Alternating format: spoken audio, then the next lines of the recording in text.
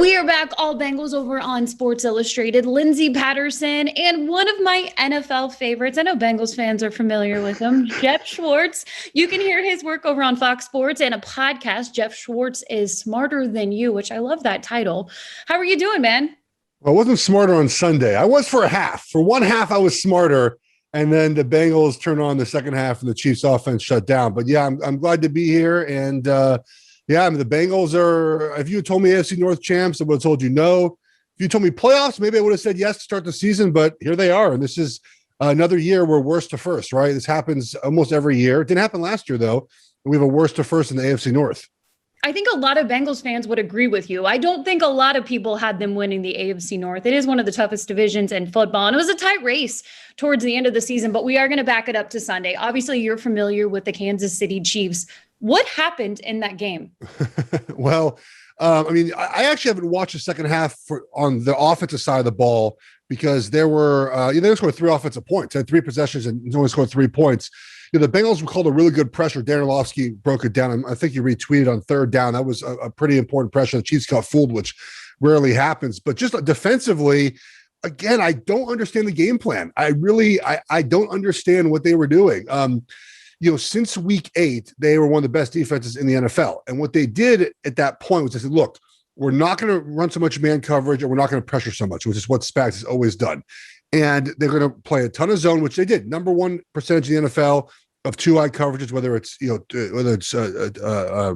cover 2, cover 4, cover 6, whatever it is. In this game, that's what I thought they would do. Sit back in zone, say we're not going to get beat deep, and let our front 4 do work. Because if you watch the game, Chris Jones won like 50% of his reps. The ball was out quickly. Burrow did a good job getting the ball out. And they just played so much man coverage, and they got burned for it.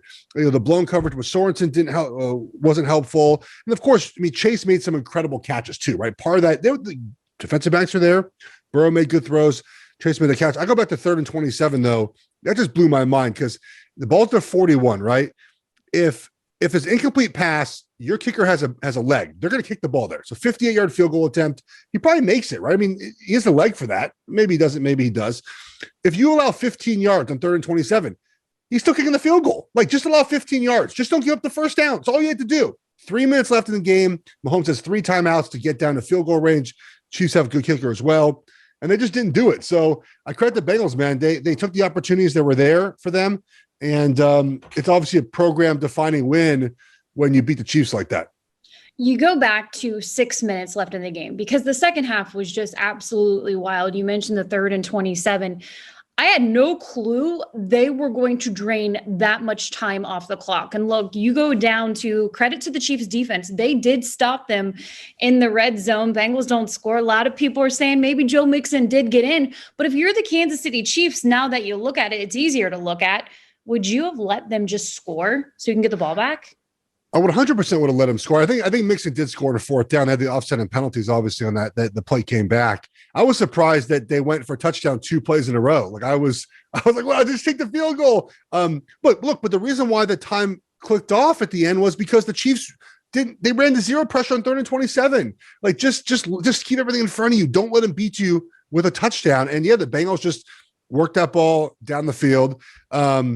Look, I'm not a blame the officials guy, and I won't do it here. But 3rd and 1, it's 3rd and 6. It's a different play, and maybe the Chiefs get the ball back with 50 seconds left and no time left on the clock on a 3rd and 6. So it just the Bengals just worked that ball down the field, and obviously I think there were 11 plays right that were right inside like the 8-yard line in the last minute of the game. That's a lot with like no timeouts, and there was just a lot happening in the game. Did you think it was the right call to go for the touchdown? Because I feel like that could have backfired on Taylor. Not at all. And here's the thing. Zach Taylor has received a lot of criticism. I don't know if you watched the game a couple of weeks ago against the 49ers in overtime when Joe Burrow just put the game in his hands. Obviously, that's a different secondary when you look at the Niners defense versus Kansas City. But he let Joe cook in the 4th quarter, but then they kicked the field goal in overtime, and Jimmy G comes back and scores the touchdown. So yeah, I remember that, yeah. I think he kind of just if you look at the game plan in the second half and even towards the end of the first, they were saying this is Joe Burrow's game, and obviously Jamar Chase, we're going to let you do this. And look, I could see Joe Burrow telling Zach Taylor, and I know he's not the head coach, but I could see him going to the sideline and saying, Zach, we're going for it. We're going for the touchdown. I wouldn't have done it. I mean, now you look back on it, everything worked out perfectly. Them not scoring, Joe Mixon, the touchdown not counting because 50 seconds, the ball in Patrick Mahomes' hands or how many seconds were left at that point. I still think the Chiefs come back and make it a game. You didn't want Patrick Mahomes to touch the ball again. And just the time management of how everything happened, it was wild. It was a wild ending, and obviously now it changes the entire AFC, right? I mean, the Bengals were going to be in no matter what, I think. So that it changes. Obviously, they get a home game now, but now the Chiefs go from the 1 to the 2 seed. And Patrick Mahomes, I didn't know this till Romo was talked about it. Never played a road playoff game ever. Never played a road playoff game. He's only played at home or in the Super Bowl. Those are the two places he's played it. So at some point this year, he'll probably have to go on the road, and maybe in the divisional round, the way it is now, Bengals Chiefs have a rematch, and that would be incredible TV, a incredible game to watch. I mean, obviously in rematches, the losing team tends to have an advantage because they can make the changes. If the Bengals enter that game, it's just the way it is for every rematch. What are they going to do differently? They shouldn't, right? Because everything they've done worked in the first game. The Chiefs can say, hey, look, we're going to play zone coverage. I thought also, look, I don't like calling it effort on players. I used to play, obviously, but like that first touchdown that Jamar Chase had, there was a little bit of lackluster effort on the Chiefs defensive side of the ball too, right? Like just things like that can change in game 2. But I think it's very clear now that Joe Burrow, Jamar Chase, the offense, the defense, like they have something going for 15 years now, right? I mean, Joe Burrow's there for that long. If you have a quarterback like him, you have a chance every year, no matter how good the roster is. Every year that's going to go up and down, injuries up and down. As long as you have him on that team, you will always be competitive. We actually talked about this before the matchup, national media. I know you're part of it. There was a lot of talk, the Cincinnati Bengals, Kansas City Chiefs, maybe they're going to pull the upset. Who knows? Normally it never goes in that direction. I even told you, I said, I just don't see them winning this game. I did think Kansas City was a better team. And look, at the end of the day, they still are atop of the AFC for a reason, and they should be. But you look at the skill position players with Kansas City and even the Cincinnati Bengals. We talked about Jamar Chase, 266 yards, 3 touchdowns. He was an unbelievable rookie out there on the field. T. Higgins this season. What do you think about him as a wide receiver?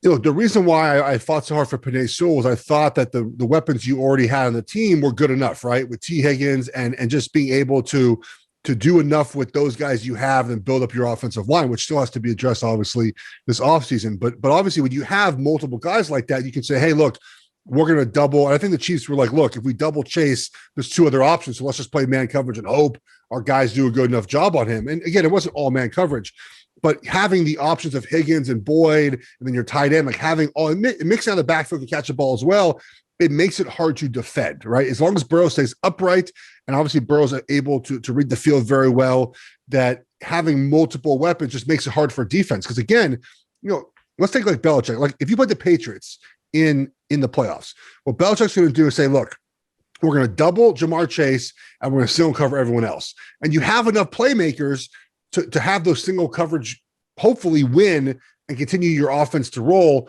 if they double Chase. Yeah. I mean, you look at the skill position players going into this season in the AFC in general. When I look at the AFC playoff picture right now, if I'm the Kansas City Chiefs, look, I feel like Titans are getting the number 1 seed. If they fall next week, that would be a huge upset. Who would be your ideal matchup in the first round? If I'm the Chiefs, the Raiders. If the Raiders, like I'm rooting hard for the Raiders. I think the Raiders, the Chiefs have beaten the Raiders, 41-14 and 48-9. I mean, the Raiders can't score. Like they won yesterday, what was it, 23-20?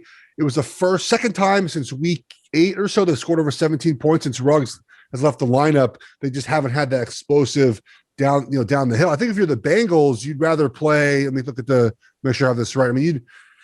Look, you can either really get the Colts. You can either get the Colts, right, or the Patriots. Those are kind of your 2 options. I'd rather play the Colts because they have a worse quarterback. Like you can't trust Carson Wentz on the road. I'd much rather play. It's a tough look. They're going to run the football. They're going to play good defense, all that. But you have a far better quarterback. Obviously, Burrow's better than Mac Jones, but playing Belichick in the playoffs is never fun. I think you'd rather play the Colts, right? Would that be who you'd rather play? Yeah, and I would really just rather, if it's going to be the Bills and Kansas City at one time in the playoffs, I'd rather them just fight each other out of the playoffs because, look, I don't want Cincinnati to see Kansas City again in the playoffs, to be completely honest. So would it be better to lose? Would it be better to lose this week to go to the 4, and then if Chalk wins out, you would then go play Tennessee? Maybe. I mean, it's tough. I mean, obviously, it's the playoffs. We say it every year. Who do you want to see? You're going to have to see them eventually. But for Cincinnati, it's been over 30 years since they've won in the postseason. I'm going to make you make this hot take because obviously they are going in. They're playing a home playoff game. Is Joe Burrow going to win his first playoff game and Cincinnati finally going to break that streak? If they play the Colts, yes. If they play anyone else, I'm not quite sure. I think it's really hard in the playoffs. Things change in the playoffs. And when you're not there, it is hard for the first time being in that moment. Now, Burrow seems to not have a problem with that, right? Obviously, we saw he did it at LSU, we see what he did at Cincinnati, but what about the rest of the team, right? And one of the reasons why I picked the Chiefs in this game, you heard me say this, was they've been in this moment before, right? Like they're not going to shy away from, and Cincinnati definitely proved something in that game of not shying away from the moment themselves. But they'll beat the Colts. Would they beat the Chargers again? Like, let's say I'm not sure the Chargers can get up there that high to the 6th seed. I don't think that's a much tougher game. Obviously, what happened, a month ago still kind of lingers, and Herbert is really good. But I think they win. They beat the Colts for sure. The Patriots, the line would probably be like 3. I'd probably bet the Bengals there too. I think betting on the better quarterback is always the way to go, even though I do have a much respect for Belichick in the playoffs. I think the better quarterbacks tend to win in these games, and Burrow's better than obviously Wentz or Mac Jones. Let's stay with quarterbacks right now. You heard it this week. I've heard it plenty of times. I heard it before the game, and then, of course, we're going to hear it after with what Joe Burrow was able to do in back-to-back weeks. Everybody talks about the practice squad and the Ravens, and then he does it against a good Chiefs defense. When you think of top 5 quarterbacks, are you putting Burrow in the conversation yet? I think you have to, right? I hate ranking things. I like doing tiers because I think that tiers just work out better than ranking things. But if you're going to go with, Rodgers and Mahomes and Brady and who am I missing? Someone? I mean, Burrow's like right there, right? Like is better than Josh Allen, I think. I know Dan Orlovsky wants to put Stafford up there. Stafford's our top 5 quarterback. I'm trying to think of like who right now. Like, I mean, look, I think Deshaun Watson is in that conversation if he ever plays again, right? But he's not playing this season. Russell Wilson has been in that conversation for a long time. He's not playing as well this season as he has in the past. The question I think is it Burrow or Herbert, right? Like so you can make the case of like what you could do. Rodgers, Brady, Mahomes, Burrow, Herbert, like somewhere around there. I think Burrow and Herbert. Herbert's more physically gifted than Burrow is, but Burrow just makes plays in big games, and Herbert has done that at times. But then also against the Chiefs, had the ball a minute and 10-ish left, and went 3 and out and punted the ball back. So like, there's still some things I think in Herbert's game. Obviously, going and playing the Chiefs in the playoffs, I'd love to see with Herbert doing that. That feels about right. I'm probably missing someone. Someone will yell at me, but I think right now, like Josh Allen to me, he regressed a little bit this season. I don't quite. I something about I just can't totally buy him in the top 5. I guess. Look, Lamar and healthy, I think, can be in that conversation, but he's not healthy right now. And when an offense functions without you as a quarterback, that's not a good thing. Like they functioned okay with Tyler Huntley in there, but Lamar, I think, is especially this season. Part early in the season was in that conversation.